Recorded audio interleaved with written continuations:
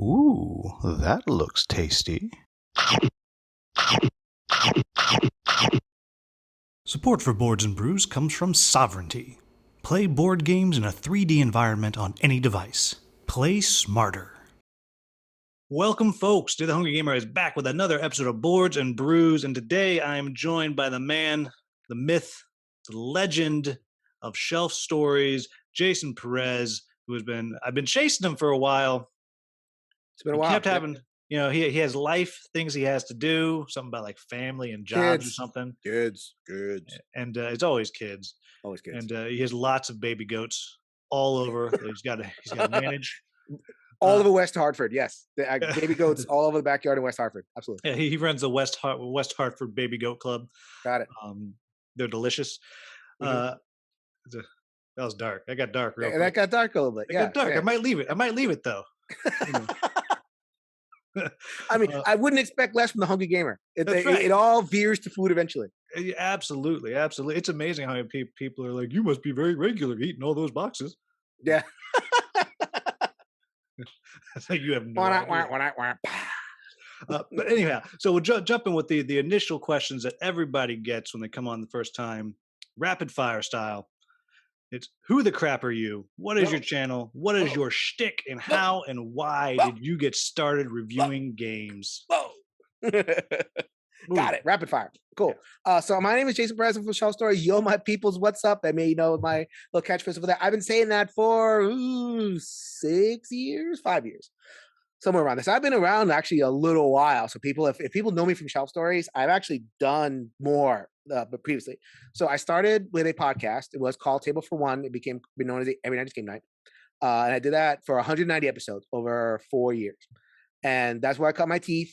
And that's where I started reviewing games. And that was fun. That was cool because that was a review podcast. And I did random special topics and like interviews and everything, but like it was about games. And like especially after like Gen Con, Origins, the wave of stuff, like I would do 7 straight episodes where I'd invite people on and talk about just a face full of games. And mostly solo, because it was a solo gaming driven podcast. And that's kind of, that was my gaming for a long time. I just moved to Connecticut, didn't have a lot of people to game. I'm surrounded by freaking Euro gamers up here. So like nobody plays my games. Freaking Euro gamers is exactly right. I'm calling you out, Connecticut, for not providing me with my thematic cooperative goodness needs. Anyway. They only do that as soon as you leave. They bust out the dice. It's like, she's coming, hold on. Quick, get a Agricola. Come on, go, cubes. Yeah, they would be nice to me and like indulge an occasional cooperative game, nothing longer than an hour, and then something just big and honking and like farming would hit the table, absolutely. Or like something by Reiner Knizia or something like. Anyway, so I got into solo, and I'm a huge cooperative guy. That's my favorite type of game is cooperative gaming. And I'm a big adventure guy, big thematic guy. And I just did the review podcast for a long time. So that's just speaking about reviews. That was my review thing. And then, it's just like you just grow. I just grow. And it's like, I'm actually playing far less nowadays. Cause I don't know. I feel like I'm just ended up thinking about this stuff on a different level. Like I want to talk about the games. I want to talk about like how we mentally approach games. So I started Shelf Stories. Shelf Stories is my editorial channel. And I do editorial type commentaries on stuff. On culture and mental health and history and just politics, and I get a charge out of stuff. I love it. I love just getting deeper into the weeds about stuff, and that's joyful for me. And people are like, oh, you're so this, that, and the third thing, and that's what a bummer it is to watch your channel. It's like, well, then don't watch it. Go on, move on. I don't need to know how much of a bummer you think my channel is talking about racism and sexism and all kinds of stuff. Like, I get a charge out of it because I want to know. I got that charge out of the real stuff. I still do reviews. Like I'm on the Dice Tower now. I do reviews once every whenever I can get. I did it more often like a couple months ago, but now I really slow down. And I'm on the One Stop Co-op Shop, which is the One Stop Co-op Shop. Interacting with Mike on a regular basis, and all that stuff. And anybody, if you ever are watching the Shelf Stories, you can go into the One Stop Co-op Shop Discord, and you can live comment, and Jason will respond, and it's great. Because let me tell you, you watch those, and you're gonna have feelings Yes. some way. Oh, is he talking about me? Ooh, he just mentioned white people. Is he talking about me? He's like, oh, let me ask him. He's right there in the What's Up Yeah, Quack yeah, Discord. I mean, you mean all the others, right? Yeah. I'm good, right? I'm good. Yeah, you're good. Don't worry about Like it. You're good. I I believe in good things. You're not talking Yeah, about me, right? I Right? like people. I like I people a like lot. people. I like people. Yeah, yeah. Uh, Yeah. I mean, I question like whether that's the kind of best way to go. It's like put my gaming on other channels and put my editorials on self stories. But like, I like being part of a team. I think I like twinning, right? So right now, that's kind of my jam is twinning. So like game stuff, and we'll talk about game stuff, as we go on. Well, I like being part of a team, and I love being a part of the Once Upon a Shop. Those guys are great, and just putting like the rarest game on there, where it would get 5 views in Shelf Stories, it would get 25 views in What's Up Co-op Shop. So it's like, all right, 5 times 5. Like I did a playthrough of Paperback the other day from 2016. And I'm like, this is stuff that I like to do, and it's very welcoming of that kind of thing. So yeah, so old and new and all kinds of stuff. So then, so that will be my funsies. And then when outbursts happen, and we're going to talk about another outburst in the second half of the show, so we're just gonna be doing twinning right here on this channel. So it's just yep. basically kind of my thing. Yeah. So anytime. So anybody watching or listening, whichever it is, and anytime someone does something stupid in the gaming industry, give it anywhere between 3 and 10 days, and there will be an episode on it. In fact, sometimes I don't even haven't even heard about it until it shows up in my Right, podcast download. You know, it'll be like I hadn't even heard because I did not back Frosthaven, right, so I didn't even heard about it until the explosion right.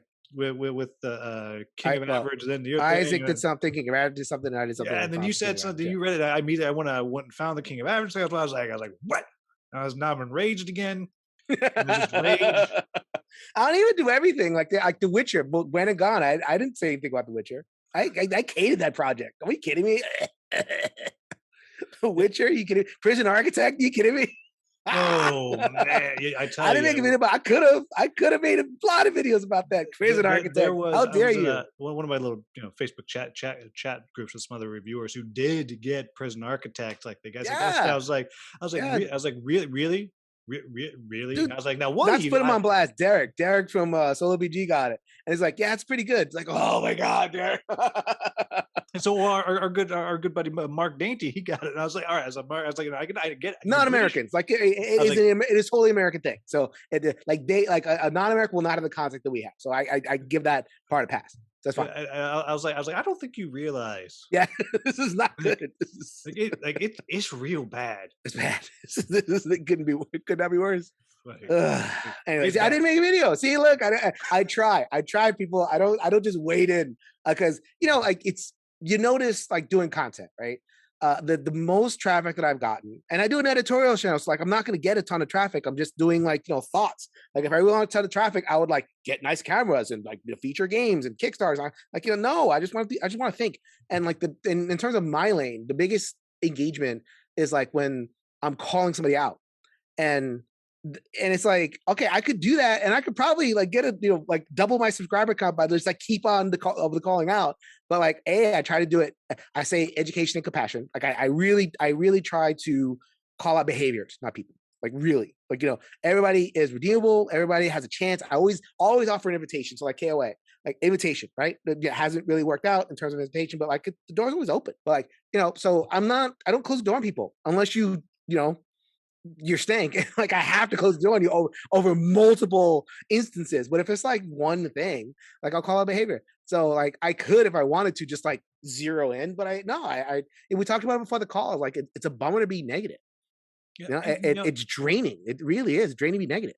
yeah, one of the things for again people who haven't watched this, there's something that it's something. Oh, you're almost like a unicorn in the way that on your show you got to try to feel personally judged when you're watching. Like Right. you got to try. And when Well, Like, I mean, and if you are feeling personally judged, then you doing something. Well, I know exactly what it is. Like, you know what? When you said like tangents allowed, that's fine. So what happens is when I go after something people like, right? So I go after Puerto Rico, right? Then there you get a whole bunch of people who are very attached, and they feels and they're so like attached either to the game or just to the idea of like a person criticizing their game or their game experience or however they construct in their heads, and like they take it as an attack, that as an attack on themselves because I'm going after something that they love. And I can see that, like, somebody comes after my daughter, it comes after me, or if someone like criticizes like an idea I really hold dear, like diversity and inclusion. So like if someone's like going after that, oh, actually, you know what? I'm not going to say it that way because I can recognize like when people going after an idea, not the person, but like that's a mental effort on my part. So like this people are not thinking about this. We're playing games for God's sake. So like people don't expect to have to think on that level. But then all of a sudden, someone comes in, and I'm not the first one. There's plenty of people that have been doing that. I'm standing on the shoulders of a lot of people who've been doing this a lot longer. I'm just kind of pay forward in my own way. So then when I criticize a thing, they take it personal, and it's like I'm going after them. And there was one part I used the word caucasity. Oh man, people got real upset. They got real Oh upset. yeah, that's right. Am Yeah. I supposed to be angry about that? Yeah. Oh, Yeah, people know I'm I'm sitting also in an front of actor, caucasity but right I now. There missed you my are. cue. I missed my cue. So go say the word again. I'm getting raged. Okay, you ready? Okay, got. Okay. So I was talking about something with my wife, and I mentioned there was an episode of caucasity involved. Is that good? Is that right? Did I get it? It's more like I knew it. He's a racist. That's what I knew it. I knew it. You 47 minutes and you ruined it with that one word. You're a racist. I gotcha now. I knew it. You're not that nice. Yep. But to kind of loop on it, and one thing, and I reached out to you outside of it to talk to you about this Yeah. is some of the ways that you describe these issues, mostly diversity and I'm going to say the gamification of people's trauma is the one that really spoke to me a lot, talking about Puerto Rico and Maracaibo Okay. and those, Right. the gamification of people's trauma. That's my words, not Like historical trauma. Yeah. yeah. That people's a culture like that. That's cultural trauma. Right. Right. But the way that we talked about, we're not necessarily taking something away from you. Right. We're just opening to other people. And I was able to take that and use that in a discussion with someone in the theater community here in the Bay Area. I run a theater company also, and there's been a huge push the past year in the aftermath of George Floyd, Right. for BIPOC artists to be heard. And it's called I think it's spread across the country, but it's called a We See You WAT, White American Theater. Hashtag We See You WAT. We're calling it the systemic racism in theater. And you don't think about that in theater. Like that is the artist, that is art. We are Right. the lefties, but it's there. Yeah, sure. But I was able to take some of the words that you used talking about in Frosthaven in that conversation and just twisted it to talk about theater and calmed a guy's fears. It wasn't that he is against BIPOC artists getting opportunities, but he's afraid that that means he's going to lose all of his. Right. But that's not what people are doing. But it's so hard. It is so hard to understand that here in your head and in your heart. Like it's tough to get those together. Well, we're wired for it, right? So I was talking with Tanya Pobeda, which we mentioned before the show, and we talk about moral panic. And moral panic is this really deep ingrained biological, neurological thing that we do. That when we experience change, then it's just like it's very disorienting, like disproportionate to the actual change, right? And like think about it, like that sounds right. So like evolutionary speaking, if something changes your environment, then like react, because it might be serious, it might be not, but like I better be safe, so I need to react. And the people that like react strongly and fight and flight and all that kind of stuff, like they might survive better. So it's like we carry that into what's happening just in life. So it's like we feel some kind of change in the environment, And this is a change. This is a huge change. Like, like genuine diversity inclusion. A genuine push to have people that look like me or that look like are women or POC or stuff on boxes and making games. And this is a big change from like 92.6% a white European designer, male. Like they basically the same type of person. That's a big change. But like, Well, if no one I wants that grade to round down to an A minus, right? Like right right, now, you still round it up to an A. You you're right. know, like, Like if I change it to 70%, like can I like if I cut 20% of that and like offer that to folks, are you losing? And so like and I think that our side can be not the greatest about the way we talk. So like one of the missions on Shelf Stories is kind of like, and just and you did it was like educate folks on how to talk. Like it, play the ball, not the carrier. Like if you like we get into this thing of like making very emotional pleas of look at Puerto Rico, how could you play this, and you're this, and it's very like emotional, and like when it goes wrong it becomes name calling, which I never. So I think what I like to think I do on my channel, because we're on social media all the time, so like arguments just happen, so it's like, here are some ways, from my background, and I'm a psychotherapist, so I am, trained in this stuff. I'm trained in nonviolent communication. I'm trained in de-escalation. I'm trained in, addressing people's needs, and nonviolent communication, we call it unmet needs. So like, if you're angry, it isn't because you're a hateful idiot most of the time. It's because really don't sell some of those people short. Right? Well, mostly because people lose something. We're very loss averse as a society, as human beings. So it's like, my first instinct when somebody's angry is like, okay, what do they think they're losing?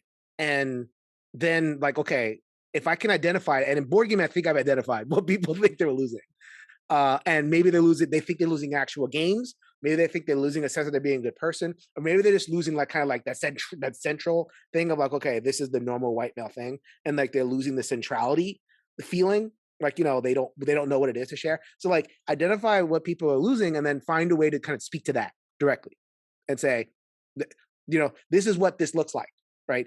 This is what the new thing could look like. So in all my videos, I try to end on something constructive, like, okay, this is what something could look like. This is what this box could look like. This is what this game could look like. This is what this community could look like. This is what a good discussion could look like. And yeah, I mean, I think I've been successful so far. I mean, publishers come to me and they, I've started doing some cultural consulting work. So yeah, just be, publishers are like, I didn't even like go to do that like on purpose.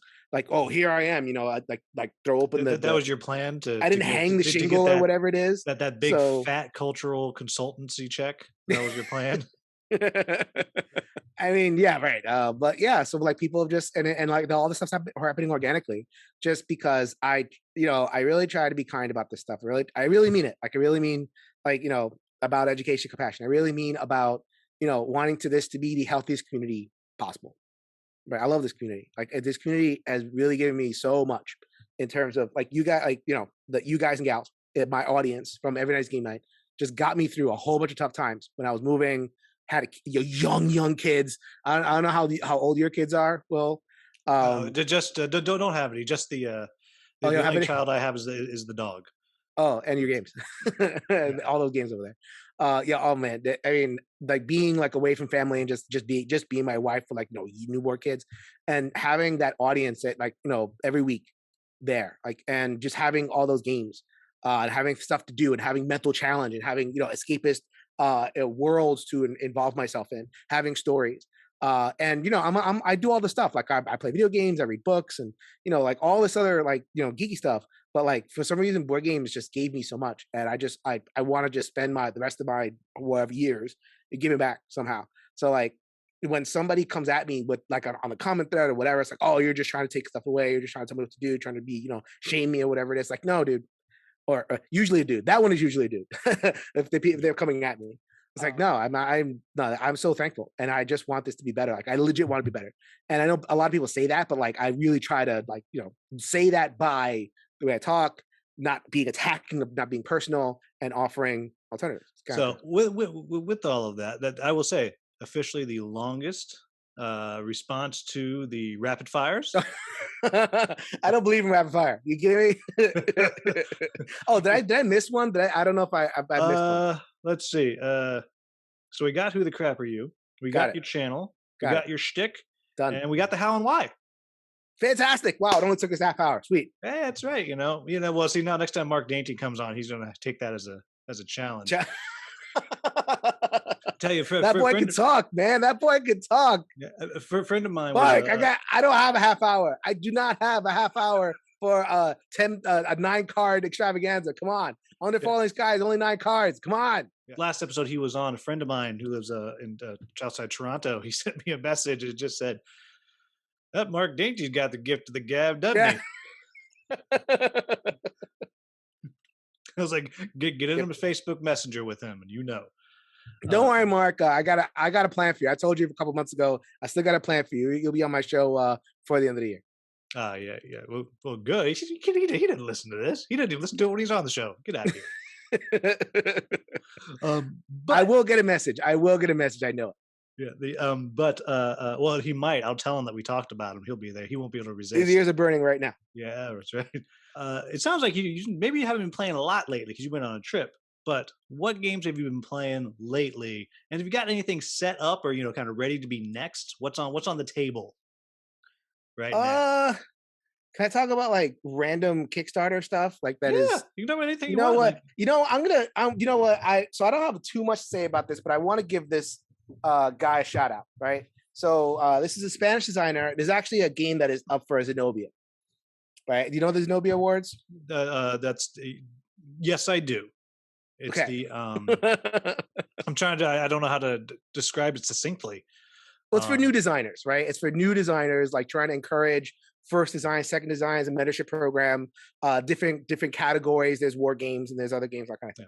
So I just and I love that. I love it's one of the joys of this content thing is helping, right? And like that sharing. And so I got this game from a guy. His name is Lolo Gonzalez.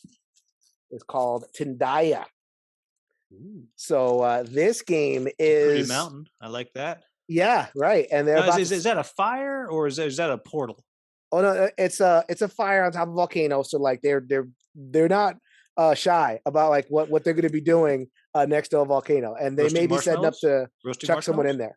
No, they're going to chuck someone in there to satisfy the gods. So this is kind of like a Spirit Island-esque thing. So it's a Euro game. Are you going to be okay? Are you going to be okay with a Euro game in there in your house? I love Spirit Island. It's right over there. There it is. Are you kidding me? Spirit Island, like I think Spirit Island number 3 on my list on my top games of all time. I love that game.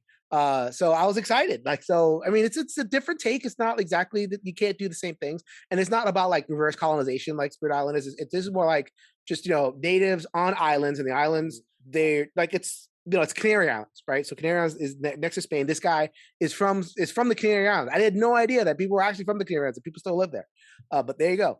Apparently, it's a whole tourist industry that goes there. So then you have a board with all these islands on it, and it goes back to the settler times, and you have to cultivate. You have to cultivate. You have to, do your usual Euro things like, build things and develop your technology.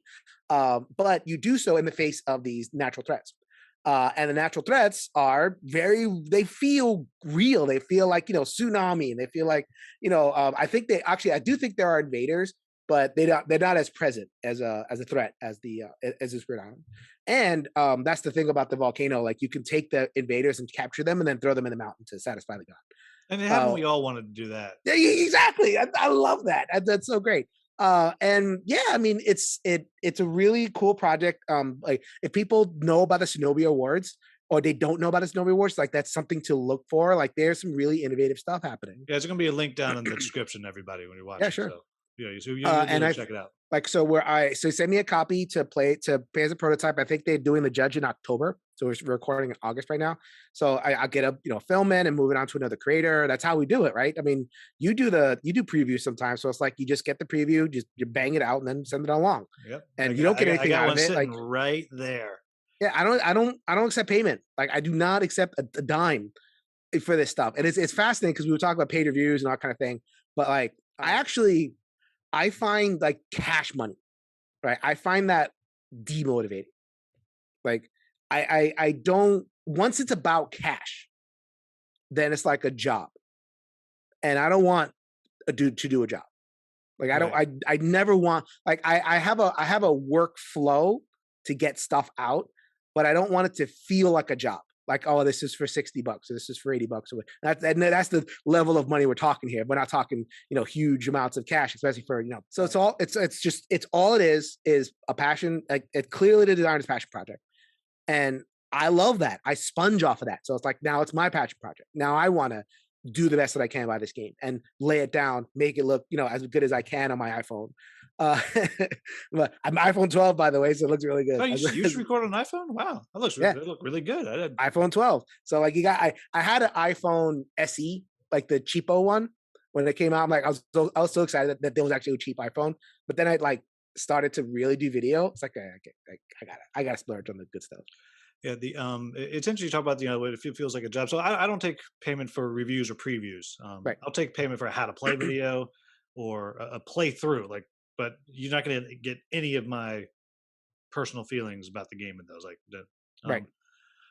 But there really is that. Like, say, oh, I've had people say, oh, I'll pay you if you do this. So I was like, no, please don't. Yeah, don't. No, I don't want it about. I don't want it about that. I don't want the interaction to be about because at this point, people like, okay, well, we're not getting Asmodee calling us to offer us money, but like, some creators like, oh, and it's pretty cool. I actually think that's kind of cool that they're respectful enough to ask because like the people that assume that you do it for free, that's not cool. But when it comes to like passion projects, when it comes to I have another one coming in, Mage Link. I don't know if you've ever played the game Mage Link. I adore that game. I love that game. It's like a little like one deck dungeon-esque type game. So it's like, cards and dice. But I just feel like it's so much more mathematically solid and like replayable and deep than a one deck dungeon. Like one deck dungeon, you can kind of like run into dead ends and it lasts a little bit too long. Well, But this one, you know who can't? My wife is a mm, savant at that game. Like really? we'll play sometimes. I was like, well, that's it. She's like, you just go sit over there. Hold on. Yeah. Let this just go. And actually, she did the same thing with a bullet, which our buddy Michael Kelly. I want to play that. I really want to play. It is fun. It's really fun. But like my wife and I were playing that one cooperatively, and she eventually said, "Do you mind just going somewhere else and let me do this?" Just do this. She's like, just. I think your wife would really like Mage Link. I really do. And so like he's the guy, he's just a guy. His name's Joe Butler. And he's kickstarting expansion. He hit me up. He's like, okay, I'll send you something, we'll film it. I'm like, yeah, no problem. I know how much this game means to you. I would love to just like, feature it as much as possible. And that's my payment. Did you have it with you? Can you hold it up on the screen so we can see it? He's still sending it to me. Do I have the actual game? Blech. Nope. Yeah, the expansion's coming. So yeah, but like I dig that. So I like having a chance to preview Tandaya. Yeah, sometimes I get kind of like burned out a little bit. That's another discussion. I'm actually gonna have a Pink Peg, Christina Rouse on here soon to talk on my show to talk about the burnout. I don't know how you talk about burnout, but like sometimes I will get like. It just it just kind of sneaks up on you too, and then but like. It's one of those things like it sneaks up on you, but it's not like I'm a little burned out. It's like no, look at this pile. Yeah, I finally I hid my pile. I got a little dry erase whiteboard, about the size piece of paper. Just I can see it, and it's broken into 3 things I still got to play test, and then what I need to film, and then what just needs to be edited. And I'm looking at it, and it is a long list. Yeah.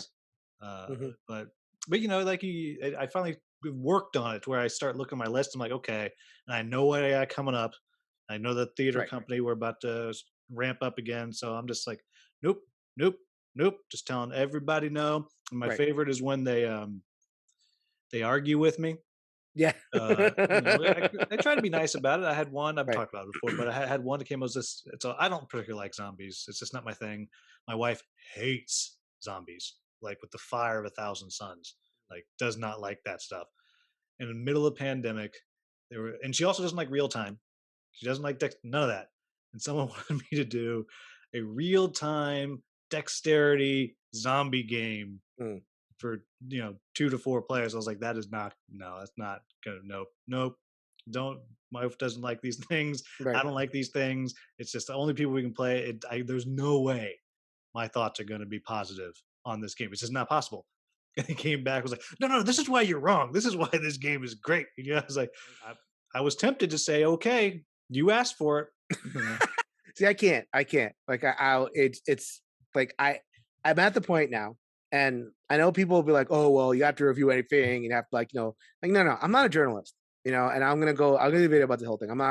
I do not consider myself a journalist at all. Like, and I know people they, it's like I'm a reviewer, right? But like I don't consider myself in the journalistic style because journalistic style is like, okay, you have no rooting interest, you have to be objective, you have to do all these things. And I'm not like I'm enthusiastic. I'm an enthusiast about this stuff. And that's kind of my approach. Like, if it's not enthusiastic, it's not in my table. Like, if I look at it, and if like at this point, like it has to be solo, co-op, or thematic in some way. And if it's not those things, bye, see ya. So everyone with your competitive 4 to 12 player cube pushers, if you could you reach out to me, I will send you his email. Or I mean, a card game. I do like card games. So like I've gotten competitive. Like kind of take that card games. But they're short, so I like cards enough. So it's like, okay, I'll take that. But like your bigger board, strategic, whatever, like that is also take that as like a party games. Like, get out of here. Like no, like I'm doing things that I'm passionate about, and also Sammy Lasco said about Lands of Galzier, which is I love that, and it's a Game Found project that's coming in a couple weeks, and I don't know when this is releasing, but it might be live now. It might be right around the same time. And let me tell you, I've been seeing. I reached out. I tried to get my grubby little paws on that one because Yeah. I am intrigued. Well, I remember I knew him from my podcast, and I think let's see, where is yeah, there it is up there. Dale of Peacemakers, or Dawn of Peacemakers. Yeah. Reviewed that on the pod, and and a couple other his games, and he remembered. Like, that's cool. Oh, I love that. I love that. And like, so I admit it. I have an active rooting interest, especially in smaller creator. I have no active rooting interest in Fantasy Flight. That's not happening. But like, like Descent Third Edition. Oh please, I am not. I know Mark is like totally into it, but it's amazing because him, Michael Kelly, and we chat almost every day, and the messenger, and like we got to almost in real time watch the death of Mark's resolve. The death of his wallet because that game was expensive as hell. Yeah, but he was like, no interest in this. And he's like, Right. I got to play it. I was like, I don't know. It's kind of fun. I don't know. The next days I'm buying it. I have zero interest, unlike that overpriced. The terrain does nothing for me. And I'm actually not as like the bloom is off the rose on app games for me. I'm not a guy that like is against apps or like grognardy. Like, okay, give me my art. No, I was like, and if an app is done well, like I'm into it. Like Destiny's was good. Like the Lucky Duck, I like the Lucky Duck. You have dividends back there. Like I don't have that the app on that one is you like it? Point. Yeah, like it is. I mean, hey, if you don't like tile laying games, then you are in the wrong place. Yeah, later. That's what it is. But boy, that app is great. Even so down to like, yeah. Even now, like you don't even have to like pick up it's on my iPad. I don't even have to like go and move it around. If I'm lazy, I'll just type in the number, like, which I didn't know I needed that in my life, but I do. Yeah, like get out of here with your QR codes. A lot of them are not fun. Yeah, games. it's like some of them, like I think we're still struggling with how much of the game to put in the app. And I think that Fantasy Flight, they built an app for Mansion Madness, right? That was the first app-driven thing, and people were really excited. And I'm not a Arkham guy. Like, this is the only Arkham game I play Eldritch Hard because I feel like it's not an Arkham game. I feel like it's more Indiana Jones style. So I'm cool with that. You keep telling yourself that. That's okay. Yeah, no. It's seriously the lies we tell ourselves. Put this in a museum and I'm throwing it in the garbage. You kidding me? I don't need the study. I need Japan. That's what I need. It's a total mental trick, but I fall for it every time. I love magic tricks. Anyway, so like Mansion of Madness was, it was okay, but I noticed that like a lot of the game happens in the app. like a lot. And people are like, okay, I want my tracking to be in the app. Like I don't want to have like a lot of bits.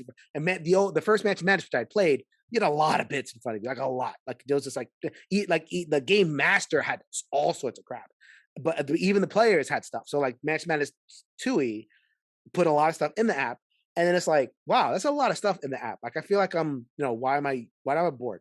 And then Lord of the Rings Journeys came out, and it's like, really, like I don't need I only need like 3 pieces of terrain to kind of get a general sense where things is, and then everything else in the app. Well, it's interesting with the Destinies. I actually took it with me on our trip back east. I didn't take any of the board or the minis. Yeah. It just Mhm. was all on Steam for me. Which I like the one better because it's not tactical, yes, right? yes, You know, it that's the was just difference. move Like, around. I actually loved having that. I just had my dice and I had the yeah, cards and just yeah, sure, you do it for me and I can play it on a human sized table.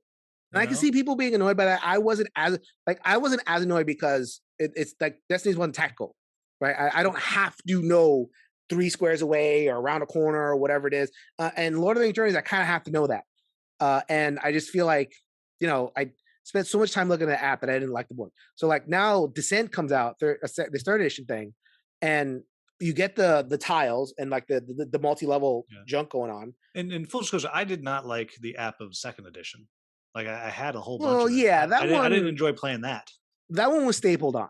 Like that one came way after the fact, and it wasn't built for app play. So like they know that they know that for Imperial Assault and for Descent, like it was kind of stapled onto like a system, like because in both of those systems, like the line of sight is very crunchy, and and the moving like the AI was a pain in the butt in both of the apps of those games because the AI wasn't built to be a little bit more simple. Like, from the ground up, like Match the Madness, the AI is a lot more, the monster movement and line of sight is a lot more simple than in those previous games. And I imagine they did the same thing for this.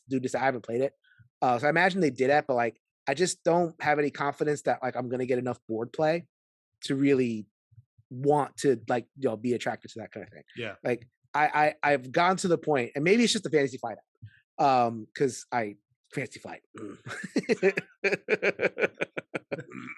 They have taken away my Battlestar Galactica. Yeah, I know. Are you kidding me? I mean, Battlestar Galactica. I get IP, whatever, but like another Arkham game. Come on! You don't even own the license. You don't even have to like. You don't have to do Arkham. Because I know sometimes you have to kind of like put out product for it to maintain an IP, So like movies, they have to. That's why we all got all the Spider-Mans because like Sony needs to keep the IP. But like fans like do have to do that, but like they just go to that well all the time. Everyone, you are seeing the slow mental deterioration of Jason Perez right in front of you right now. Okay, so like I guess maybe I get so mad at Fantasy Fight because like they theoretically should make the games that I love. Yep. Right? I'm not gonna get mad at like Hollandspieler. I'm not gonna get mad at Ravensburger or whatever Euro design is like because they don't make games for me. Like their Fantasy Flight should theoretically make games for me, and for whatever reason, I just don't. So many of their games are just misses for me because I just feel like their priority is not the best game. I don't know. I have no idea what the priority is. In the same way, like I bought a lot of Descent Second Edition. It's like I was like, this is a thing. I'm buying all of it. Okay, then I looked at how much it was. I'm not buying all of it. I'm buying a lot of it. All gone. Right. Bye bye. Just didn't. Yeah. The disappointment and the pain in my nerd heart was huge. Yeah, I mean, it should be like who doesn't like if you're a thematic gamer at all, who doesn't want like the dungeon crawler? And I don't even consider the Gloomhaven that because Gloomhaven is like doing something different. It's a Euro puzzle, and like with dungeon trapping, like you want adventure. So like I still haven't really found my adventure game. Like I see Madara up there, like maybe something like Madara would be more of my lines. I Well, haven't played we actually we could talk about it a little bit later on. The gameplay in this is stunningly spectacular. See, there you go. Like I that's what I want.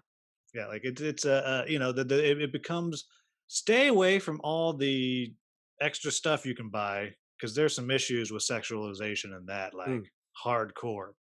mm, In the core box, it's there, but kind of everybody's a bit sexualized, which I become kind of okay with mhm. in some ways. Like, oh, if I mean, hey, if both Well, it's Hungry like the South Gamer, Park things. Like I make fun of everybody, so like I'll get away with it. yeah, like if both Hungry Gamer and Jason are here, shirtless, showing off our abs, that's okay. If it's just one of us, that's weird. No, people watching are like, no, Mhm, please don't. Like, but it has a couple issues there. But then when you start looking into like the extra stuff you can buy, it's like I didn't know. Like they were kind enough to send me one because mhm. Barrett One Stop Co-op was like, this is the greatest Yeah, dungeon crawl in the history of history. I was like, okay, I got to check this out. And so I talked about it. I was concerned because anime itself has issues. right. I'm more I have more issues with some of the tropes of women in anime, less about necessarily how they're dressed, though that is often also a problem, but more about the tropes. And I was like, this game, at least so far, doesn't fall into those tropes. Like the women characters are awesome. Right. Like you know what I mean? Like they're just as like if I had to pick one person to save my life, I might pick any four of those, So I Mhm, was like, okay, that's good. But then people started sending me pictures of some of the other stuff that you didn't look at this. I was like, well, they didn't send me that. I'm glad they didn't send me that. I don't want that. I do not recommend you buy that. mhm. Read the core box. Well, how do we get off on that? Oh, because you want a dungeon crawlers for you. Right. Um, We could talk about. I mean, the main topic was talk about like men, right? Men and gaming, and that's oh actually a yeah, good. It's a good jumping off point because we're talking about like, you know, Kickstarter and games and adventure games that have a lot of art. And what have we gotten in historically as male gamers from like the very beginning? You're talking about like TSR, D&D first edition, like the succubi were very boobalicious. Like that's what we got for females. Like we got Lolth, the demon princess or whatever, demon queen of spiders or whatever it is. yeah. The Like the dark elves. The yeah, dark elf god, drow. like the goddess of spiders, Yeah, and poison, and like seductress and like boobalicious. Like basically, that's what you're getting. And so like we've gotten that as baked into the cake for 50 years, 60 yep. years, or however long we've been gaming. And now, and I think like so you speak out against it and you speak out against it as a male, like females or women. Actually, I get in trouble for calling them females, women. Call them call people what they want to be called, women. So then women will point out like, okay, well, I don't like this, and then you'll get the usual pushback. But then men will call it out, and it's like, oh well, why are you trying to ruin my fun? And you get and like in the worst parts of it, you get like the words, right? You get the shaming words, and yeah, I don't have to talk about what those words are, Yeah. feminizing words for males. And I just feel like that, and that's like a small slice of it, but why not start there? Like what is expected of men and maleness in geeky Yeah, spaces. well, I mean, it comes. What's interesting because when you had brought up so everyone moving up to the main topic is this idea of being a man in the gaming world, Right. and it came out a little bit of the most recent events of men being harassers to women in the gaming industry, and it Right. happens. I don't know, every 3-4 months, A someone's story doing comes out, some. like the harassment happens all the time. So Yes, yeah, let's not get it that's what I'm twisted. getting at. The Yeah, harassment happens all the time. And it happens especially at cons, and like or in very projects and everything. Happens to a lot of alcohol. We can talk about that too. As we talk on a space called Board Games and Brews. oh, yeah. um, Speaking of actually, my brew today is iced tea. Is my brew. Aha, there you go. Thank you very much for that, because I am not a drinker. Actually, I have not had a drink alcoholic drink since my wedding in 2014. It folds into this, like it folds into this, like it Yeah, folds well, and into see, it's yeah. even on the art for the thing. It's why it's got coffee, it's got tea, and it's got Yep, a beer. So it's I it's think it's a kombucha mix. is Yeah, even brewed right. too. I don't know. I don't touch that stuff, but Mhm. Yeah, so I yeah, mean, getting to point of harassment. Harassment happens frequently, like, and it's a double level thing. So it's like the harassment happens. So we're in particular, we're talking about a post by a person who's well known in the industry. Her name is Gates Dowd. I did not know her, but I know people who did. Seems like a very lovely person, and described two men in particular who just put her in very unfortunate harassment situation in two very different ways, and not getting support. And that's the other level of it, not getting the support. You know, And it has, in my understanding, is has now left the industry yeah, and left perhaps industry. also the hobby as well, which is, I Yeah. mean, I don't know which one makes me sadder, to be honest. You know, I mean, losing your career is horrible. Then to even lose your fun, Yeah. like on like just So that's kind of where it started. We actually had the hope, and Jason and I were joking before. I was hoping to have him on. We were going to talk about something fun, but then someone had to go and do something horrible. Right. And so, you know, we're back into it because there's nobody talks about it more intelligently than Jason, I think. Um, Oh, man, he's so nice. yeah, you know, Oh, look uh, at you buttering up the guest. heck yeah. Um, Look, when those cultural consulting checks start coming in, you Okay. know, All right. I'm hoping you're Uh, going to send me a copy of Descent Third Edition, I'll trade you for Madara. There you go. $47,000 for Descent. There it is. Um, but and then it got me thinking about this idea of being a man in gaming, and it got me thinking back to, well, even beyond that, because I'm sure you heard it growing up.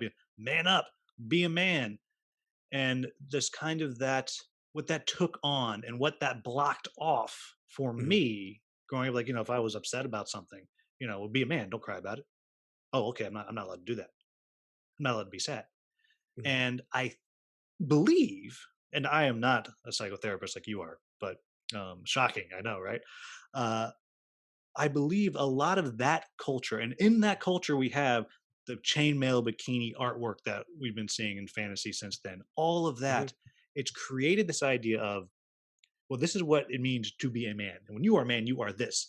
And Right. therefore, women must be the opposite because, you know, men, women are opposite, right? So they must be like Yeah. this. And you must be controlling to have this. And that means they must be submissive. And all of this stuff kind of builds up. And that is what we have been raised with. And like the people raising us that way weren't trying to make us monsters, but that's how they were raised. And so this Right. kind of builds up, builds up, builds up. And so when you present this idea of, you know, being a man in gaming, like, because there's a lot of weight for those of us who are conscious of the problems that that way of thinking has created for so many people. Right. And there's a weight. It's like, oh my gosh, I don't want to do that, but I know I am. I know I do it. I try to watch it. I try to Mhm. be cognizant of it. Or I'm in that space when somebody else is doing it. Yeah. Like, Oh, and and I'm allowing it, yep. and I've That's normalized it. Like, mhm. like I've been many spaces where it's like, or like online spaces where people are just like Googling, and this is this woman is dressed like this, and oh wow, look at that, that's really whatever. Or maybe it's like it's just taken as normal, and you get the opposite where it's like an attempt to like cover a female up. I keep on saying it. Cover a woman up. And it's like, whoa, wow, wow, the woke mob is back, and they're taking away my fun, and like that's your fun. That's what we're counting as fun. Like the woman that has Yeah. to be naked in order for us to have fun. Like, we have the internet, people. You don't need it in your board games.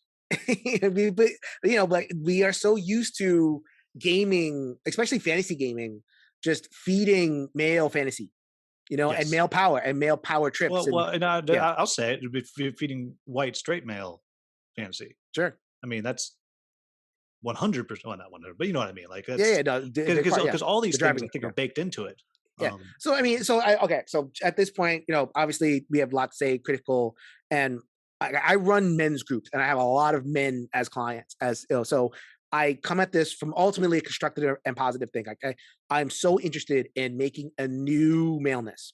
Like I dig men. I love hanging out with men. I have a wife, and it's not like a romantic thing, but like I love like the idea of the things that we do that are positive, like playing sports together and talking about things together. Like there is a definite energy that's different. Like as far because I'll see like 6-7 clients in a day, and if those 7 clients are men, then the energy that I have is just different than if it's like 4 women, 5 women, or families or whatever it is. But like if I'm seeing men and the cluster of issues that men face, and the struggles that men have behind the scenes, that to your point they don't feel like they can talk about unless it's like paid behind closed door, and even then, it's having a hard time getting them in the room because they think they should take on figuring it out on their own. Yeah, Absolutely. new maleness. I'm excited. Yeah, like and a new maleness is just we do the same stuff that we do. Like if you want to like lean towards sports or lean towards the grill rather than the some of the other things, and where my wife is she does a lot of the inside stuff and I do the art stuff. Like that's very kind of male female, and it's not about again, we talked about it before with like the instinct to like, okay, well, we're gonna throw everything away. We're gonna throw all the divisions away and everything. And that feels very scary. And I was like, for me, like we can make a new maleness that where we enjoy whatever we enjoy and we do men stuff together. And I want to be able to hang out with like a group of men and not feel like we're doing it and we're like but we're talking about like a latest porno or we're talking about like this this sexual thing or this power thing. Like I want to be able to talk about just like positive things. I want to be able to talk about like our God forbid talk about our feelings, talk about things that have happened, like things that you mentioned before, a life event happened. Imagine how much healing would be to have a life event happen and then have a circle of men who know from the inside. It's just different. It's just different. Like, talking, doing a men's group and having a bunch of fathers, share about something that's just, you can't replicate it. So, that's my interest in this. It's not negative at all. I don't want to like shame people. I'm not about that. I'm about being constructive. But even though I say that, like, I want to be critical of behaviors. We engage in very terrible behaviors. We do. Yeah, it's yeah, I don't know because in fact, actually, Mark Dayton and I were talking about trying after our whole episode of being grumpy about stuff. Like we talked about, one of the things we said was we want to try to be more positive going forward. Like we want to not call out the games that are failing at Right. diversity, but to flip it on its head, and call it the games that are doing it. We kind of wish that we could turn it that way. Like, let's talk about the good things. Let's have that positive, and that's not hiding from the criticism. Right. Like, it's still there, and it can be there. But how do you do that in a way that is still positive, and in a way that can start changing the culture of men in gaming? Yeah, I mean, for 'Cause- me, it's all about separating person from the behavior. For me, it's all about saying, okay, man, I like you. I want to hang out with you. This behavior is bad. This whatever this behavior is, whatever we're doing, whatever we're allowing, that joke was bad. That was not a good joke. I know, like, just kidding. Can't take a joke, but like, and I think as men, we're socialized to like kind of be betas when someone's taking the lead on that. And it's like, if someone's making the jokes or someone's making the crack, then we get this thing where kind of all kind of fall in line. I've done this many times in my life. In my 20s, like I ran with a group that was just the things that we did and the things that we said and the places where we went. I mean, it was all about that, and I never felt good. I never really felt good about all that, and I just went because I didn't have an option, and so it's like there was no option to be able to criticize the behavior. There was no, and if a criticism of the behavior was a criticism of myself because I didn't have an alternative. What else am I supposed to do? Stay home? No, that's not happening. So then, like, okay, so call out behaviors, and then if we could find a way to like every criticism is invitation. Every criticism is an invitation. It's for me, and in terms of like how to make this positive, like if I criticize, like, okay, that joke was bad, or that comment was bad, or hey, don't go, I noticed that you and that person, I see the look on her face. She's not comfortable. Like this person just doesn't look like she wants to be. And I guess I'm attuned to that because I'm a psychotherapist. So I'm attuned to like when people feel uncomfortable. And, so I've been in those situations and I've not said anything. And it's like, okay, I need to start. It is hard. It's hard. It's hard, especially when you're on your own. Like, especially if it's like the one person.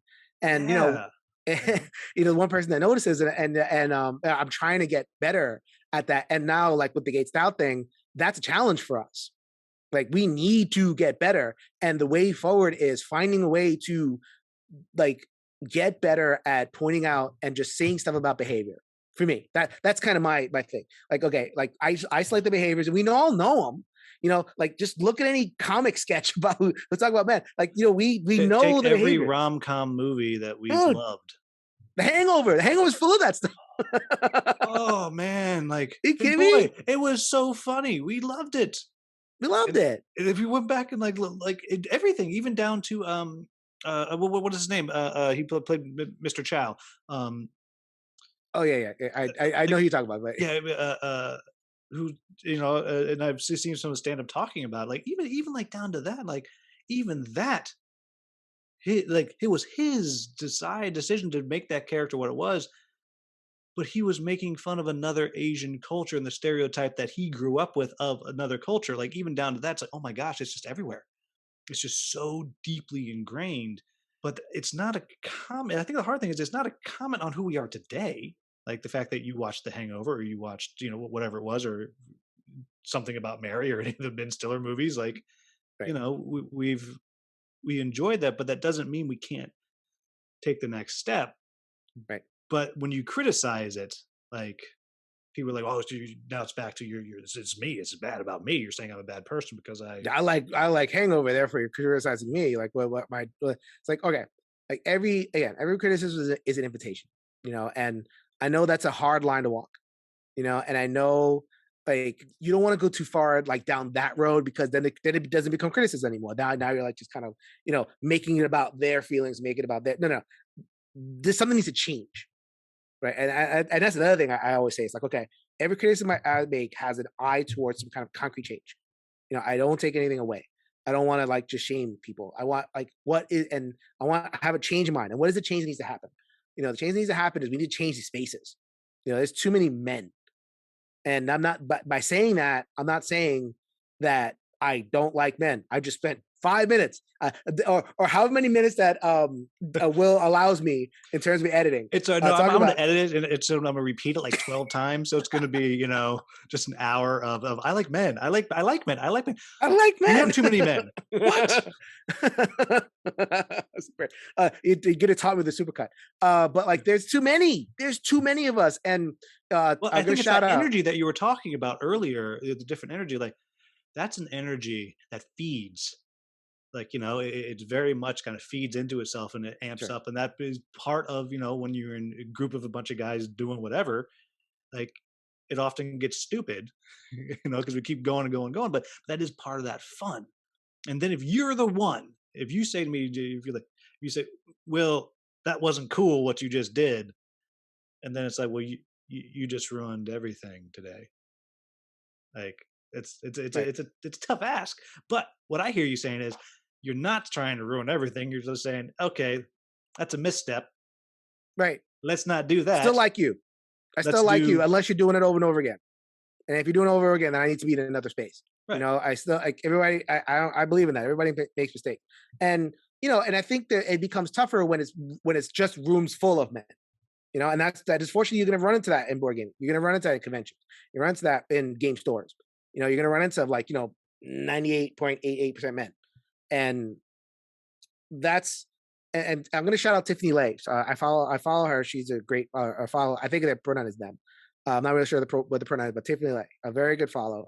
Very lots of white hot rage, but like she's very good at explaining. At least she funnels the rage into It it. is Explainers. eloquent white hot rage. Yes, very eloquent white hot rage. And she made a great point in saying that the room full of men is the signifier of the problem. Like it's not about going to those men and fixing those behavior. Like we got to look even back. That room full of men in itself is the problem, because how did that room get that way? That room got that way not because women weren't interested. And there's a lot of like old school people. The Gygaxes of the world will say like, okay, this is recorded stuff about like talking anything of like women just aren't genetically built for role playing games. And it's like they don't, they just don't, they don't belong here, or they don't, they don't not gravitate towards this. And I know plenty. I played World of Warcraft, for God's sake. There's a lot of women playing World of Warcraft, playing, doing fantasy stuff and everything. And if you get a room full of men, then behaviors happened to create that space. And behaviors, whether harassment happened, whether actual assault happened, whether just intimidation. We talked about the Tanya Pobuda on my podcast was like, angry bear guy was allowed to just be around the guy threatening to like helicopter the female the woman and put them in Alaska and so that they get eaten by bears. Go listen to my podcast. Like that guy was allowed to be is one of there. the most insane sounding things I've Crazy. ever heard. Like, and you know what? If you put that in a movie, I would say that's dumb. You're making that up. And it's groups that allow for the like the really problematic person because they're attached to that person for somehow, like, or it's part of the motif of the oh well, we got to allow this person, we got to allow that person. And when you allow that person, then other people just don't come. So when you look at a room and it's full of only men, and it's theoretically like a board game space that should be open to everybody, gotta ask questions right off, and we don't. Yeah. We haven't. And it's interesting because one of my first, I've been thinking about my reaction to the recent Gates Down blog post article, whichever qualifies, I'm not sure, but my first reaction was, and then I'm so tired of this happening. Right. In no world am I on the receiving end of any of that. So if that's my reaction, like, what is a woman's reaction to like even thinking about going into the room? And the same thing, like I talked to you, we're talking about diversity. Like, would my reaction is, what? Seriously, another one where if you don't want to be white, you're a monster. Like, wow, I'm so tired. That doesn't affect me. But like, what Right. is your reaction? Like, if I'm exhausted by it, like every woman must be.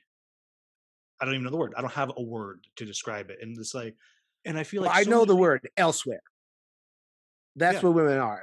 There's a lot of women are here. God bless you. And I had my women's content creator panel, and to share stories and do my part to platform people. Go on and check out Shelf Stories. You get to see all this, all the good stuff. I need to put And a plug counter for you up in the corner. Like, I think yeah, I'm referencing all my recent episodes because we're all on the same tip.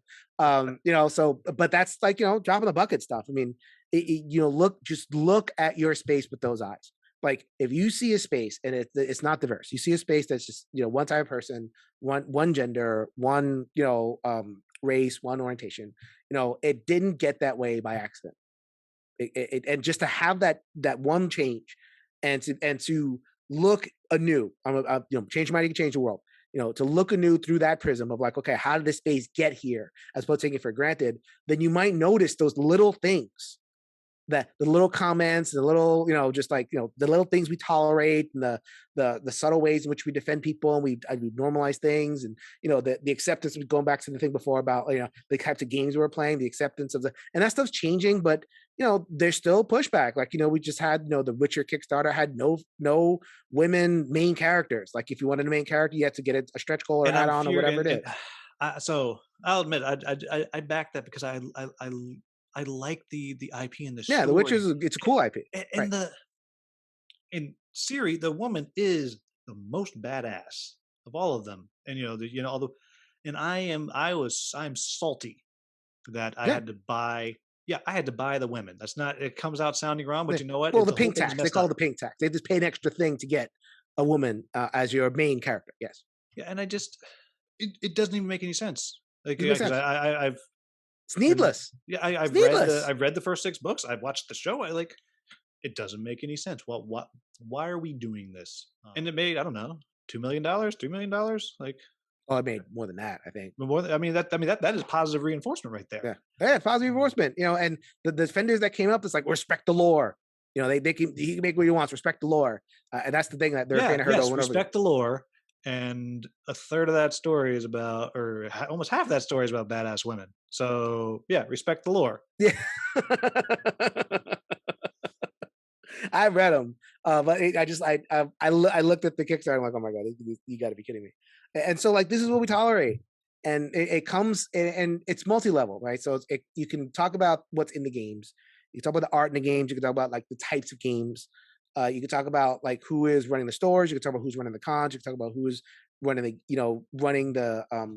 games, the conventions, who's publishing the games, who's designing the games, and so like up and down, that my thing is like we're not going to get so great about like hunting down, the harassers or whatever it is. Like they don't know how to hide. Like they know how to like leverage. And it's just like, our job has to be kind of infrastructural. Like we got to change. You got to change the actual makeup. Like we have to get more women running cons.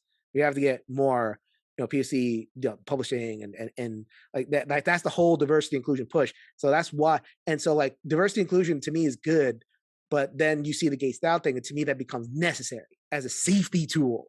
It's not just like a wonderful thing; it's a safety tool, because with more women in the room, they'll smoke out the problem that a man will never smoke out. And if it's, well, right now it's when there's one or two women in the room, They won't say it. right? And it's interesting because it's very much the same thing in the theater world. My part of the Shakespeare Theater Association is my company is a member of, and it's worldwide. And the gender balance has changed, but it's still mostly white men in the room, and the non-white men in the room in leadership positions, they got to think about it before they speak up. Yep. It just because if you're by yourself, that is so unbelievably hard. One of the things I do with my students when I teach Julius Caesar, talking about it, we talk about the mob and the power of the mob and Julius Caesar, which I think is the most interesting part of that whole play is how they Sure. weaponize the normal people. They're Yeah. very weaponized. But I take the students and I have them do this exercise where it's just very innocuous. They're walking around, they get cards. One will say strawberry, one says chocolate, and I tell them, say, whatever card you get, that is what you believe with your life. That is the best. And they're kids, so middle school is nothing. They run back and forth. They run up to each other, and the one goes, "Strawberries, the best, chocolate." And you start out, they're broken evenly, and then you start messing with the numbers. You start changing the numbers, and then the smaller group they start wilting. They start wilting, and then you get just one kid left facing 30, all yelling at him. 9 out of 10 times they can't even talk. They can't do it. 1 out of 10 times you get a kid who's. I had one kid. He said he made up a rap on the spot, and it's like, okay, so who wants to go to the other side? I was actually, no, he's right. This is better. Yeah. Cool. But like, I remember that one time happening because it was so outside the box. Wow. So like, and we're talking about chocolate and strawberry, and people are afraid to stand up to a group of people. Like, if you're two people in a room with something like that, it's not possible. It's not going to happen.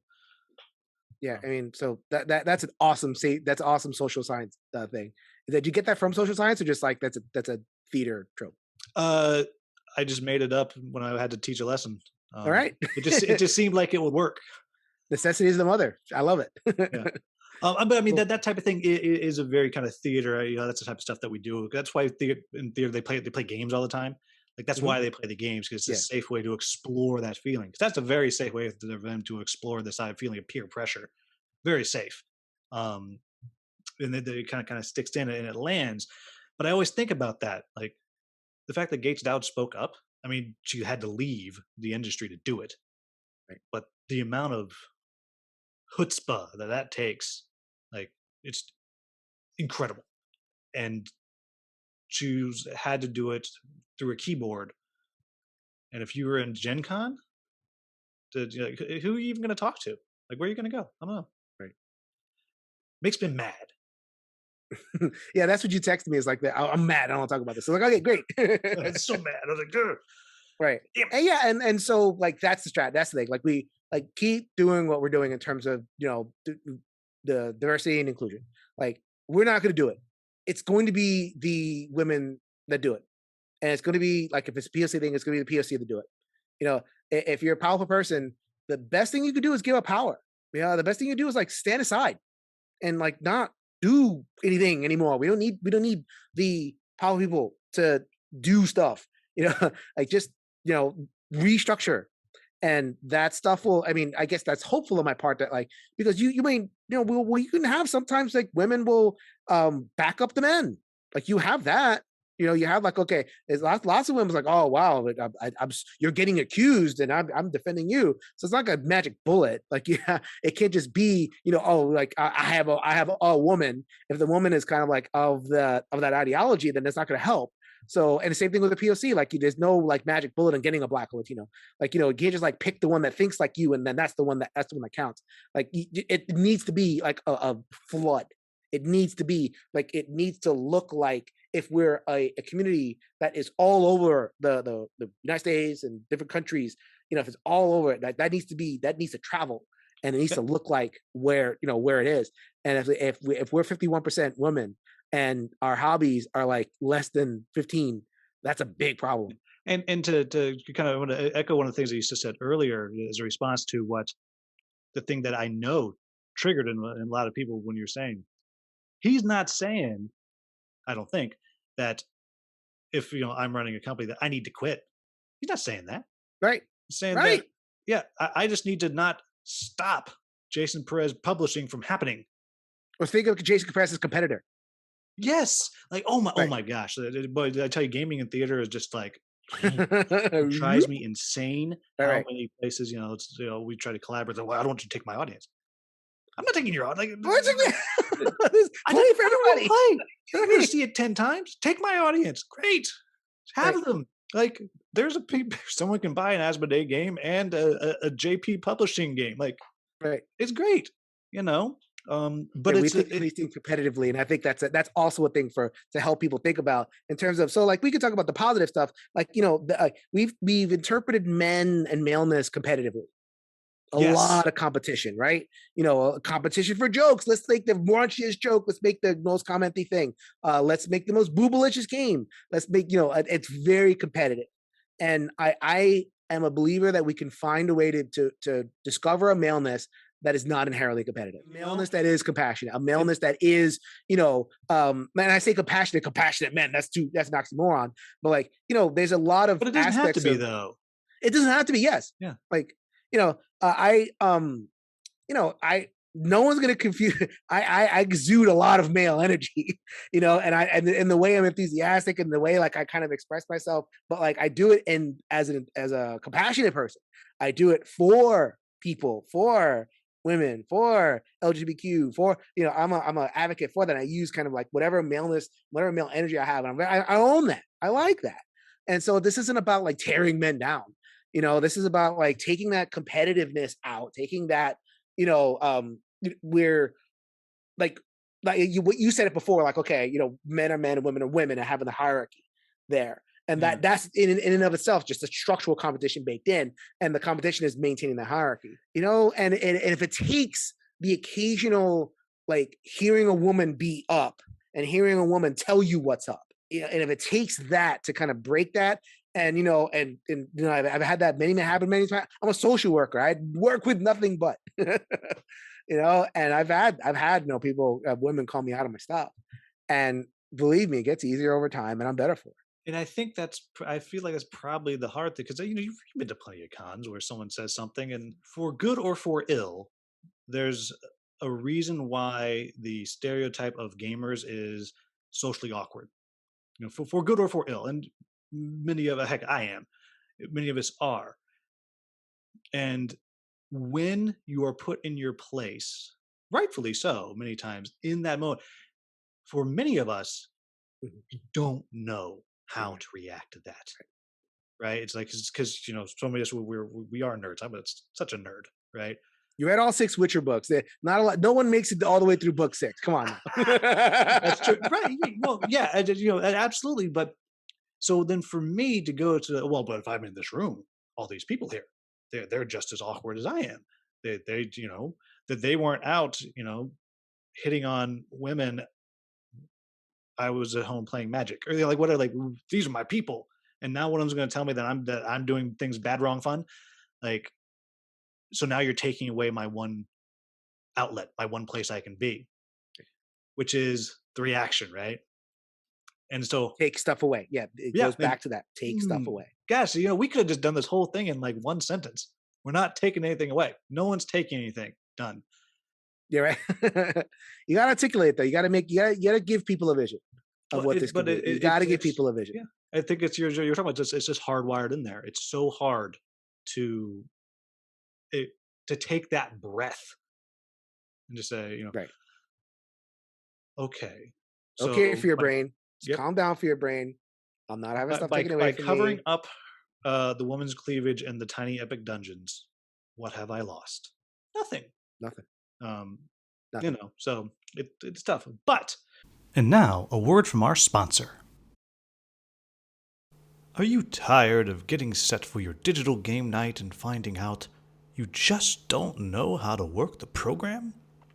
You do everything you can think of. You struggle. You give it your best, yet at the end of the day, it's just hopeless. You feel like you'll never be able to digitally game again. But don't worry. There is a solution. With the Sovereignty digital gaming platform, it's no trouble at all to almost immediately get right into the game and play with all of your friends. No fuss, no muss, no figuring out what keys do what. Just pure fun. You can find more information about Sovereignty in the description of this podcast or video. We've gone all around about our perhaps not eloquent white hot rage, but we attempted to be eloquent with our white hot rage. This is group. Like, yeah, this is what a group. I run groups, and this is what groups look like. And groups never have. This isn't class. If it was class, we would have like organized a PowerPoint, and this is just we're hoping what I'm hoping, and a lot of my discussions, a lot of my groups, and everything I run, it's like, okay, just dip in. Like maybe on somewhere in minute 56, it's like, wow, that was a good concept. Wow, I didn't the whole thing about gaming in theater. Wow, I got to think about that. And like that's all good. So it doesn't have to be like linear. Yeah. So we've talked about all of this. And we talked about trying to be positive. And so the reason I picked Guild Masters, our game to talk about. I tell you, we can talk about a game. Yeah, I segue like Paul Blart, baby, is because I've been championing this game as one that has done diversity right. The cast of characters is huge, and I'm sure there is somebody out there that would say they feel like they are left out. But there's not a lot of people that are going to feel left out. And what does it for me is when I play it, at no point am I saying, oh, I don't want to be that character. That's not okay. That's not me. I don't want to be her. She's covered up. Like, it just is not there. It doesn't take anything away. It only adds. So that's why I picked Guildmaster and it's a great game. It makes me very, very happy. I don't know if it's going to make you very happy because it is competitive. Hey, look, it's lots of cards. I like cards. if it gets to too real in the game, you just start just flipping through cards. Nice deck of cards. Smelling them. Ooh, smells like ink. But so talking about Guildmaster, and I know you haven't played it yet. Looking forward to it. But why did you say yes to it? I want to start there. Because you had the chance and you're like, gimme. What yeah. So Brenna Noonan is a dear friend. She was also on the Women's Creators Panel. I worked with Brenna for years. And she's so friendly. She's like, okay, take whatever you want. We trust you and you're a good voice and everything. Love Brenna. What's up? And she put the call out. I've only emailed you, but I'll say hi. She's not watching. Listed she's busy like designing games and fixing people's games. Listed a couple of games and like Guildmasters. It appealed to me because I'm a big fan of fantasy, and this is kind of like fantastical, adventuring guild type stuff, and I like that. I like the take on fantasy that isn't just like tropes in a dungeon. I like the feeling of the Band of Brothers, the guild, the League of Extraordinary Adventurers. So like, I like team ups like that. And I guess it comes from D&D. Like I'm a party. Yeah, I've always been in D&D parties, and I've always kind of wanted to be part of the Harpers in and Forgotten Realms and stuff like that. So like that just I don't think you're neutral enough for that. I think you're too passionate. I don't think they're letting you. I'll figure it out, man. I am going to do whatever it takes to get in the Harpers. That's cool. Information network and being the bard in the corner while the king does whatever. I love that. So like when I heard like Adventuring Guild and rival guilds and the interaction piece is good and the cards and the representation, that's enough to sell me. I don't need more than that. I really don't. and then I'll figure it out if I like the rest of it or not.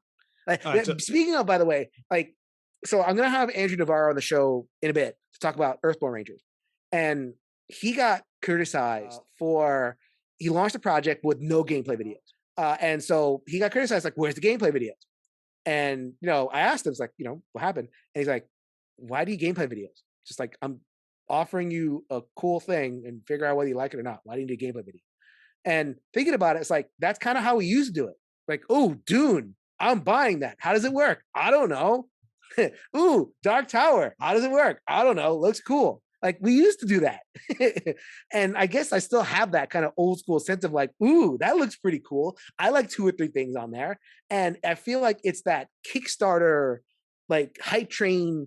I don't want to get screwed and spend $100 on like crap thing that educated us like lately to say, I need gameplay, I need a rule book, I need this, I need this, I need that. And I guess I'm not there. Yeah, I'm still more taken by like the couple of things. Well, so I did the exact same thing, but I guess a year prior to when you did it, because I saw it, I was like, huh, Guildmaster, that looks like fantasy. Done, sold. And that was literally it. And it took me a Right. while to play, because then I looked, I was like, Guildmaster, that didn't actually sound exciting. I don't know what's going on, so I put it aside. And now I'm going to talk a little about. We're going to see if you get more or less excited about it. So like, you legitimately feel like you are the admin running the friggin' guild. You're saying, okay, we need to build some stuff. So all right, we're gonna send you guys down to get the day laborers to come on back, and we're gonna send a couple people off to go hire some other people. Make sure you take extra money because adventurers are greedy. Harpers are greedy. Whoever pays the most, they're gonna get them. And so you send these people out, but of course, when you send out the adventurers who are really children, let's be honest, they're children. They're murder hobos, right? Mm-hmm. If you both show up if 2 guilds show up to do the same thing at the same time, clearly they fight. So you have to have the best adventurers going off to each thing, because we're going to fight over the day laborers. We got to show how amazing I am, so they come to me first. Sure. And yes, you can send them on adventures, but of course, again, the same thing. Adventurers are children. If they both show up at the same time to do the same adventure, you can choose.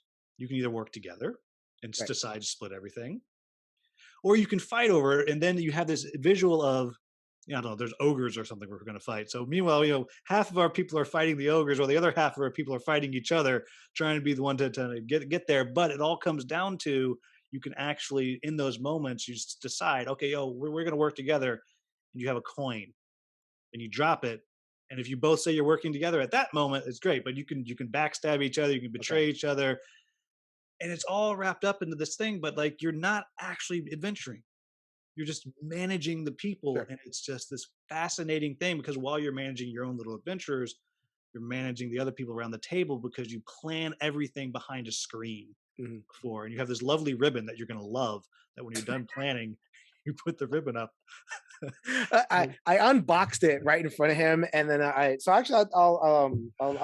check it out. So as long as people are watching this on video. So here's the board, lovely board and everything. And let me see, player boards and junk, and then this stuff. What is this? Like it just like this thing was. I open it and this thing's just like flopping in my face. And I don't know. I don't like when things just free float like this, man. Look, I just dropped it. I don't know what's going on over here. I mean, I don't like the rage was real, people. Just a total apoplectic. But I can't. What? Real games don't have ribbons. Not just floating like this. Come on now. And you're going to be finding ribbons all over your house for weeks. Kim Breebach at Good Games Publishing, please send extra ribbons to Jason Perez. Oh, and he's. I'll probably send this over to her because I know she was interested in the coverage. Yeah, that's. I can totally see them sending you a box of extra ribbons. Sure. Like they're funny people, but so the whole time you're also managing the other people around the table, because you have that. Anytime you have this kind of programming and stuff hidden, like we all know what we're trying to do, but then you have that. And you quote theater again. It comes to a play called Line in Winter. the one character says, "I know, you know, I know, I know, and Henry knows that we know it. We're a knowledgeable family." But when everyone knows that, you start Mm, doing stuff that doesn't make any sense right. because I'm just trying to trick you to make you waste all your stuff, and meanwhile I'm doing something Doing dumb whatever. over Yeah. here. And so it's kind of all of that gets tied together, and then of course you got a lot of dice chucking to do everything. That's the game. Are you still interested? Because I know you don't like Sure. competitive. No, no. I mean, I like competitive. I don't like long competitive. Right. Like a 2 hour Euro. I'm no, no. And I don't like really super mean competitive. Mhm. Like take stuff and like knock me down and take me area control is out, like out because if I'm playing like a game like a Shogun or like any game where I can like build stuff up and then someone else can just kind of like destroy me, I'm just not at that good. A Oh, Game so of Thrones, you yeah, and my wife are of like minds. I right, had to sell Firefly because my wife loves to make a plan.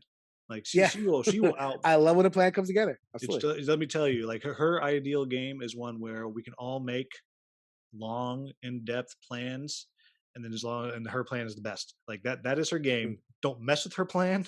yeah, She'll not be that's not quite me, but yeah, she'll be yeah. okay So with it if your plan is better. But so I had to get rid of Firefly right, because we were playing. She's having a good time, and then I got to move the Reavers. mm, Boop, yeah, right right onto, there, right there. and that was it. Jerks. I've never seen her angry.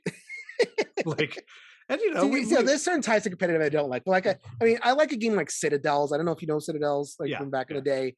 And I like those types of games. It's not that it doesn't last that long, and I can get into like the flavor of it. And yeah, so like I'll probably be good with this game. I think so. It's not that long, and a lot of times you don't actually bump into each other at all. But it's more Right. the threat of the bumping into each other, Hmm. um, which is. But I mean, I it was one of my games of the year last year. Like Nice. that's how much I like this game. I've encouraged the designer to get the little logo tattooed to the small of his back. Apparently, he hasn't done that yet. I can never give him another good review until he does that. I mean, that's fair, right? That's not payment for a review, right? But but I always bring it up because I feel like all these other issues that we've been talking about are not present in that game. Mm, I think anyone can play that game and succeed at the game yeah. and have those moments in a competitive game that are so fun. Like when you're rolling the dice and I rolled 8 dice or whatever, and then your 4 dice you somehow beat me on the roll. Like that's just pure fun, and there's Yeah. nothing in the game that is blocking out from let's just look at the game. People always saying, get your opinions out of my game or whatever. Like, yeah, so great. They're not here. If you want to, no politics in your games. Here you go. Let's just play. It's done all that perfectly, which is why I always talk about whenever I can. People Nice. who listen to this are tired of me talking about the game, I'm sure. But Nice. So I can't wait to play. I'll probably have a review scheduled for September, so it'll happen. oh, so you're on the clock. You have to do I'm it. on the clock. It happened. It's it. I, I don't want this to be work, but that's not the same to me as like being organized and scheduled. I can be Yep. organized and scheduled. I just don't need it to feel like a grind. Yeah, and I actually at the same time I went back east. I woke up real early one morning. Actually, I got to play a game of it with the designer and the publisher. They're in Australia. Like Mm, California to Australia is a hard time difference. mhm. Like that is hard. Little easier from East Coast. So good guy, we were to play it, and let me tell you, Kim Breback is a bully. Let me tell you what. All right, just no mercy. We're playing. Cool. He's just smashing down the designer, lapping us on the map. But anyhow, I hope I've been excited to see it. It's a good people, good game, and I think they're doing. If all games did the things that they were doing, what a We wouldn't have better a problem. place. We wouldn't have a Yeah, problem. Right. it would be. I mean, well, we'd find something to have a problem about. Like, We wouldn't have a problem with diversity inclusion in our games. yep, yep. That particular thing, and I think, and that's kind of my thing. That's very important to me. So, Yeah, and nobody that I know who has played that, I've never heard anybody mhm. say anything about this makes me uncomfortable. Because right, that's always the thing behind it is that when the trolls show up, it's they're afraid they're going to feel uncomfortable, and I don't know anybody that has. Yeah. So Anyhow, that's my TED talk about Guildmaster. No, I can't wait to play. Yeah. So, but um, actually, a good timing. But you're gonna make my wife happy because we're gonna go watch Black Widow, which we Hmm. can do because we can get there in 25 minutes, and that's how much time we got till it starts. But before I let you go, I'll put you on the spot here. Before you go, you got to leave us with your words of gaming wisdom. Mm. Gaming wisdom, though, not just life wisdom. We want that. We'll go to shelf stories. Words of gaming wisdom. Just open-ended gaming wisdom. Yeah. What you got? Give options. Give choice. I mean, I play cooperative games, and alpha player is a thing, right? Telling people what to do, or even like even in a competitive game where you're teaching and you really want to like get and you quote unquote offer a suggestion, right? And that is so off-putting. It's so denying of choice. The most sacred thing that you could do for a person is offer them genuine choice and options. So then, whenever you are in a position of power, position of privilege, position of like you have the game and you're sharing it, you're the sharer. You know, do it in as open a way as possible. Offer multiple paths. Offer, and always end off with, and you can also do whatever you want. Put that in there. Don't assume that that is there. Don't assume that is, and like, because if you prime somebody, they're gonna feel kind of filtered into whatever it is. But like, say this and this and this. If it's a pandemic, or if it's any cooperative game, or if you're teaching a competitive game, give options, and because make it free. This hobby needs to feel free. Anyway, and there's so many ways we could do that. And you're putting me on the spot for one thing. So one thing, just give people options when you are sharing this hobby. You want this game, you want that game. I'm going to give you the option. You can pick whatever you can do to increase people's options and make people feel like you're walking into a bounty of things, whether it's in the game or whether it's choosing games or whatever it is. Then go for it. Do it. All right. So everybody, you can find down in the description a way to check out, I don't know, all of Jason's stuff because there's a lot of stuff, but a good amount of the stuff you can find down there. Go check out his videos, leave comments. If you're not being a troll, he'll probably respond. If you're a Maybe troll, if I'll you are block you. being a troll, I don't know. If you're being a troll, I'll block you. Oh, If you're you coming just at me, block. I may like decide. If you're using like one buzzy word, I think I'll give you a grace. But if you're using like four of them in a row, Anyhow, thank you so much for coming on. I know you're constantly on podcasts and stuff. You're really a busy guy. So thank you so much for being here. Everybody else, thank you so much for watching. If you enjoyed it, you know how it works. Like, subscribe, share. Don't hit the bell. That seems obnoxious to me. I wouldn't want something all the time. So don't hit the bell. Go hit the bell on Jason's channel, not on mine. But I don't even know what the bell is, but sure. I don't know, but people say do it. Okay. Yeah, the people are always saying hit the bell. Don't hit the bell. You don't need to do the bell. You don't need to do that. Anyhow, thank you all so much for watching, listening, whatever it is. Jason, thank you for joining us. Everybody, have a wonderful, wonderful day. Later, everybody. The thing is, we're potty training him right now. Oof. Yeah. Oh God, it's not going well. It's not going well.